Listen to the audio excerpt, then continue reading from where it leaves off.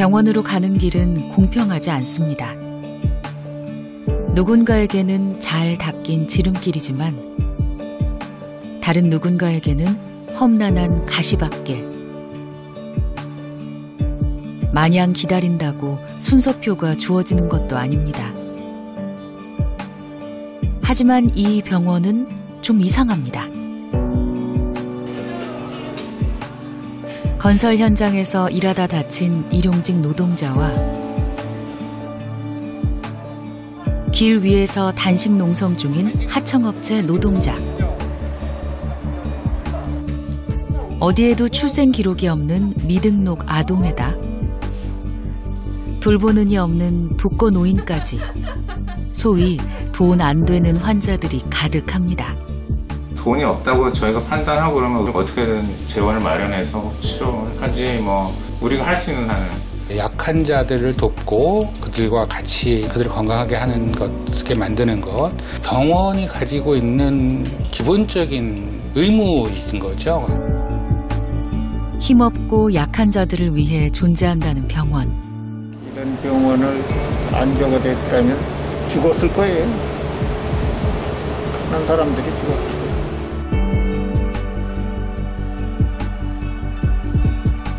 이곳의 정체가 궁금해졌습니다.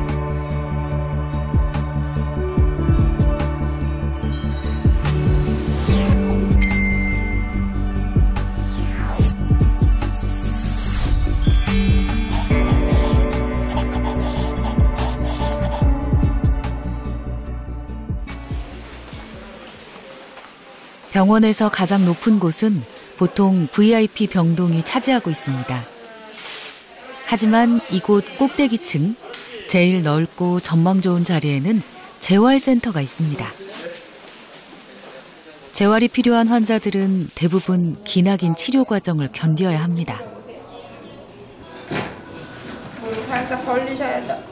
올 2월 건설 현장에서 일을 하다 사고를 당한 강승일 씨도 마찬가지입니다. 굴삭기가 온몸을 덮치면서 종아리와 골반, 허리뼈가 부러지고 머리부터 발끝까지 성한 데가 없었습니다. 다시 구부리시고 천천히. 지금 의식을 잃고 깨어난 직후부터 악몽은 시작됐습니다. 그렇죠. 소대변 다 받아내고 또 거기다가 막 소리 지르고 그러니까요. 그때는 이렇게 꽉 안아달라고 그랬어요. 모든 게 막 뒤집어져 돌아가고 있으니까 나 좀 꼭 좀 안아달라고. 그러면 막 이렇게 안아주면 조금 진정이 되고 그랬어요. 베개를 대고 잠을 못 자요. 머리가 아파가지고. 근데 이제 가만 갈수록 옛날에는 막 머리가 깨지려고 잠을 못 자고 막 소리치고 막 이랬었는데 그래서 신경과 약을 그때부터 지금까지 처음부터 먹고 있거든요. 정신과 약을. 아직도 생생한 그날의 기억은 몸과 마음에 깊은 후유증을 남겼습니다.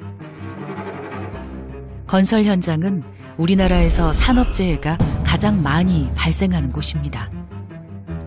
산재는 받는다고 하지만은 산재 금액이 제가 일하는 것보다야 물론 절대 많을 수는 없죠. 그리고 제일 문제는 이제 앞으로죠. 노후를 이제 어떻게 고동은 힘들어질 거고 안 그래도 나이 먹으면 다 아픈 데가 많은데 지금도 전체 움직이기가 힘든데 앞으로가 좀 그게 걱정이 제일 많이 됩니다.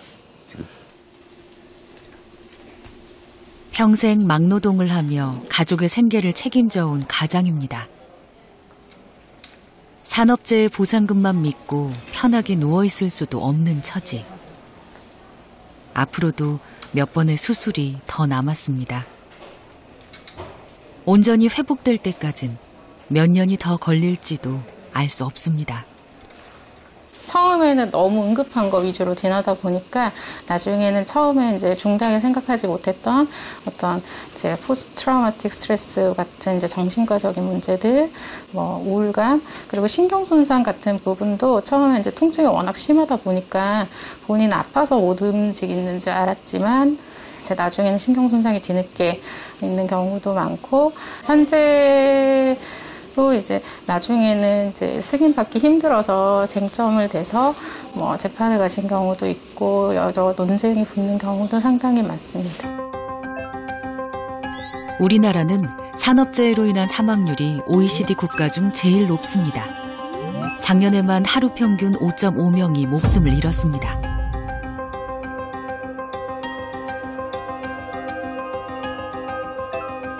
다치거나 병든 사람은 10만 명이 넘습니다. 하지만 하청업체나 비정규직은 산업재해로 인정받는 것조차 쉽지 않습니다.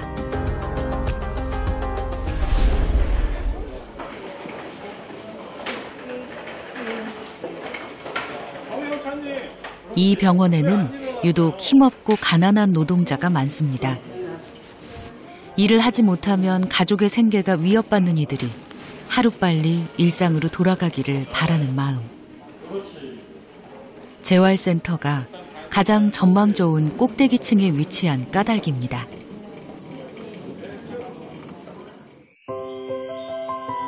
반면에 병원에서 가장 낮은 곳, 헌한 대낮에도 형광등을 켜야 하는 지하 2층에는 병원장실이 있습니다. 비좁고 초라한 공간은 300여 개의 병상과 500여 명의 직원을 거느린 종합병원 원장실이라는 게 믿기지 않을 정도입니다. 병원 맨 처음 설립 때부터 원장실은 지하에 있었고요. 좋은 곳은 환자나 직원에게 주자. 두 번째로는 이제 원장이 그 높은 곳을 지향하기보다는 낮은 곳을 지향하는 그런 태도, 그런 것들을 가져라, 그런 의미가 있었던 것 같습니다.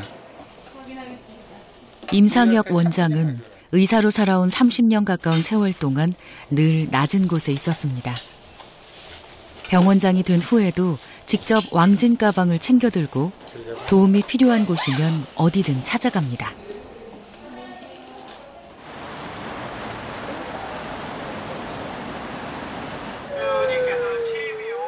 이 길 위에는 차디찬 바람을 맞으며 단식 농성을 하는 노동자들이 있습니다. 안녕하세요.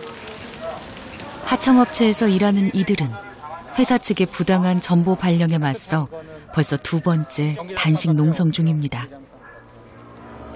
지금 며칠째 단식이? 저 12일째. 오, 그렇게 오래됐나? 몸 안 좋은 걸 좀 어떻게든 버티겠는데 너무 답답해요. 빠르게 해결해야 되는데. 몸 안 좋은 것도 버티시면 안 돼. 몸무게들은 많이 빠졌어요? 오늘은 아직 안 됐는데 어제까지는 5kg? 5kg. 추위와 배고픔, 언제 끝날지 모르는 불안감 속에서 생명을 담보로 벌이는 싸움. 의사가 돼서 이들을 외면할 수는 없었습니다. 따끔해요.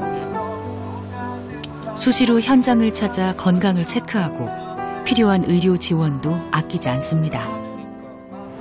우리가 보통 정상은 한 100 정도 되거든. 안 먹으니까 40일. 40일이면 굉장히 많이 안 좋은 떨어진 거지. 저번에 했던 분들이 한 15일 했나? 13일. 그러니까 두 번째 하는 사람은 그보다 더 해야 하게 돼. 세 번째 하는 사람은 더더욱 더 하게 돼. 해결이 되면 안 할 텐데 계속해서 그냥 우리는 할 수 있는 게 이거밖에 없으니까. 그러니까. 마음 같아선 당장 그만두라고 하고 싶지만 그럴 순 없습니다. 혈압은 계속 어때요, 이분은? 제 몸을 해치면서까지 단식을 하는 이유를 누구보다 잘 알기 때문입니다.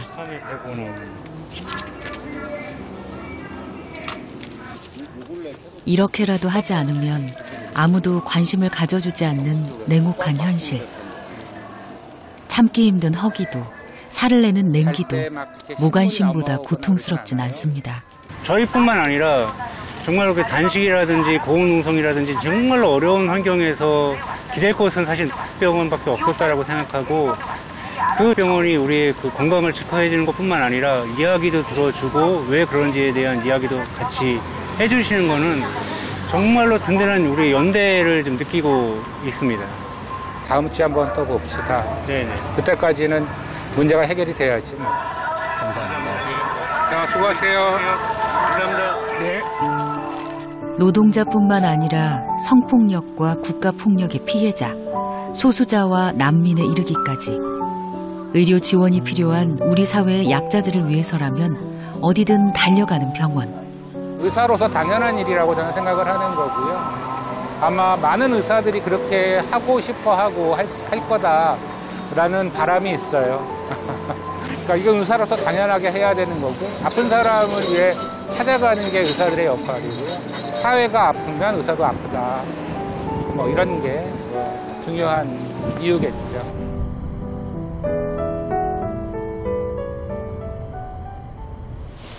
안녕. 문병학 씨가 어때요, 상태가? 목장에 따라 없고 재활치료 한 번씩 휠체어 타고 올라가시고. 바이탈은 다 스테이블하고. 스테이블한데 예전에는 손도 흔들어주고 그랬었는데 지금 많이 좀 처져 있어요. 안녕하세요.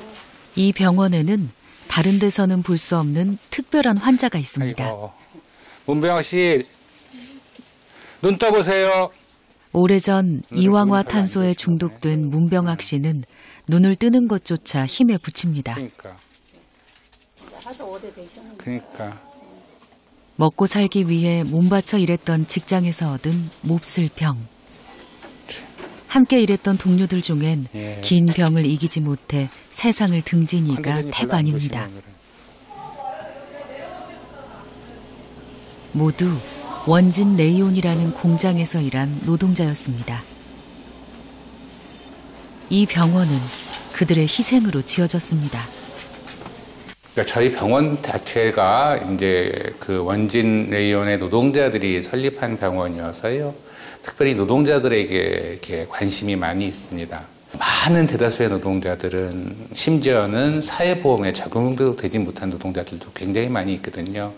그런 노동자들한테 손을 내밀지 않으면 안 된다. 그렇게 생각하고 있습니다. 산업재해라는 개념조차 없었던 30여 년 전, 직업병의 심각성을 세상에 알린 원진 레이온 노동자.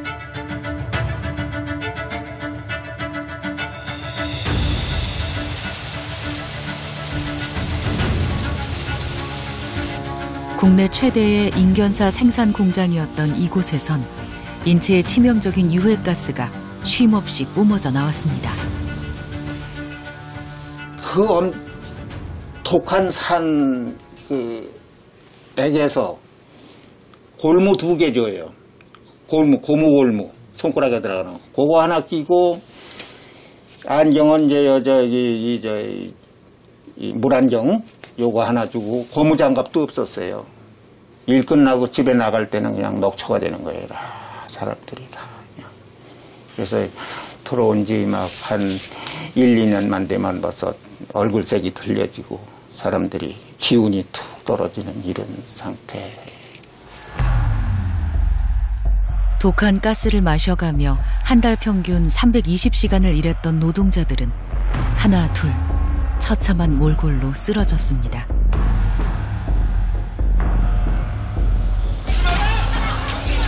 사지마비 환자가 속출하고 사망자까지 발생했지만 회사도 정부도 이들을 외면했습니다. 참다 못한 노동자들은 1991년 137일간의 장내 투쟁을 이어갔고 마침내 직업병 인정을 받았습니다.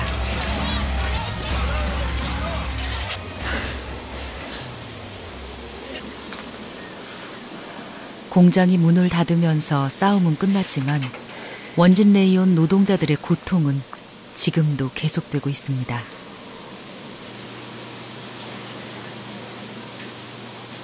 아유, 가슴이 무너지죠. 뭐 여기 지금 여기 여기 2층인데 4층, 5층에 가면은 휠체어에 의지하고 간병인한테 의지해서 사는 우리 동기들이 여러 명이에요. 근데 그 사람들 가만히 지금 보면은 희망이 없는 이산화탄소 중독증이라는 걸로 인해서 망가져가는 그 체질이 뭐 죽어야나 나을까요? 이제 그런 생각이 들고. 안녕하세요. 네. 현재까지 확인된 피해자는 1000명에 가깝습니다. 오늘은 좀 어떠셨어요? 그중 4분의 1은 병을 이기지 못하고 세상을 떠났습니다. 다리 잠깐만 보겠습니다. 끝이 보이지 않는 투병 생활에 지쳐 불면증에 우울증까지 겹친 오기섭 씨. 이게 왼쪽에 비해서 오른쪽이 아직도 많이 가늘어져 있네요, 그죠? 이게 빨리 힘이 돌아오셔야 될 텐데. 저기 이렇게 절 있고 속에 감각이 이 위가 없어요. 이 위가 요 위로. 든든한 동행이 있어 그나마 다행입니다. 고마울 따름이죠. 20여 년을 한결같이 그냥 돌봐주시고 뭐 알 거 모를 거 다 알 정도로 그냥 돌봐주시니까 고마울 뿐이에요. 20몇 년을 내과의사처럼 살기가 우리나라가 쉽지 않거든요. 또 다른 걸 해야 수입을 올려야 되고 뭐 이런 거 저런 걸 다 해서 병원이 먹고 살도록 해야 되는데 그래도 저는 정말 다행인 게 병원이 먹고 살기는 힘들지만은 그래도 내과의사로서의 역할을 충분히 할 수 있어서 저는 굉장히 사실 환자분들한테 고마워하고 있습니다.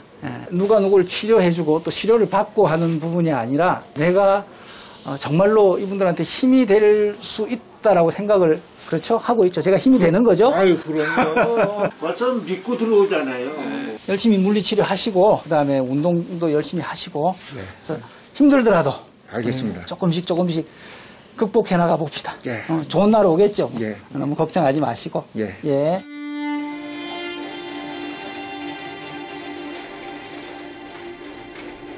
낫는 병이 아니라는 건 알고 있습니다. 그래도 희망의 끈을 놓지 않을 수 있었던 것은 순전히 이 병원 덕분입니다. 이곳이 아니었다면 절망은 더 컸을 겁니다. 정말 이제 앞으로는 산업재해가 정말 있으면 안 되는 거라구나. 이게 우리 사람 사는 게 아니거든요. 사실은. 우리 어려운 그 노동자들이 죽거나 손발이 절단이 된다거나 불구가 된다거나 이런 일은 절대 없어야 되지 않겠나.